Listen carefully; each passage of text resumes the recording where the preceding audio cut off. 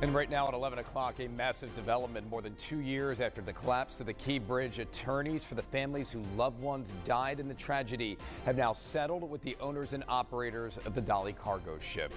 Welcome in to the news at 11, everyone. I'm Rick Ritter. These late developments tonight coming just days after a federal judge denied a request to delay that trial regarding the accident and collapse of the bridge. Our Bryant Reed joining us in studio tonight. Bryant, you are hearing from the attorneys representing these families. What do we know?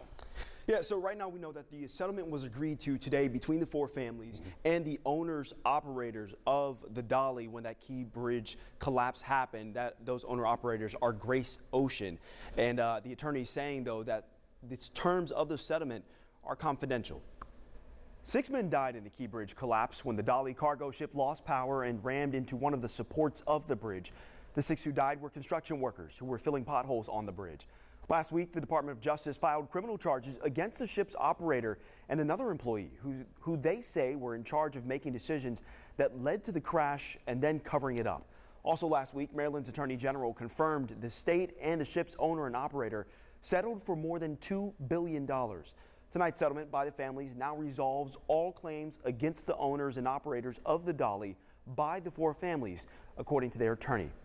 And tonight, We Are CASA, Chief of Services, who also represented some of the families, said in a statement, in part, quote, "The families of the 6 essential workers who lost their lives continue to carry profound grief and trauma. No legal proceeding or monetary settlement will ever replace the husbands, fathers, sons, brothers, and loved ones they lost to this tragedy."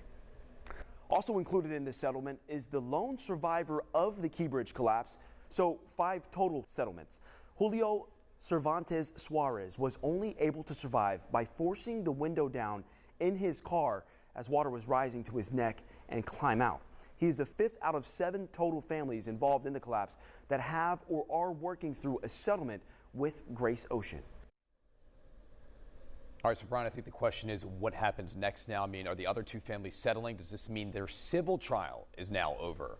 Yeah, so all of that are details that we are still trying to work through. We're still trying to figure out at this time. The attorneys, though, say that the battle is not over just yet. As you can imagine, this has been a lot to deal with. Though, even though a settlement has been agreed to at this point in time, their court date is still on the docket. They were set to be in court this coming Tuesday.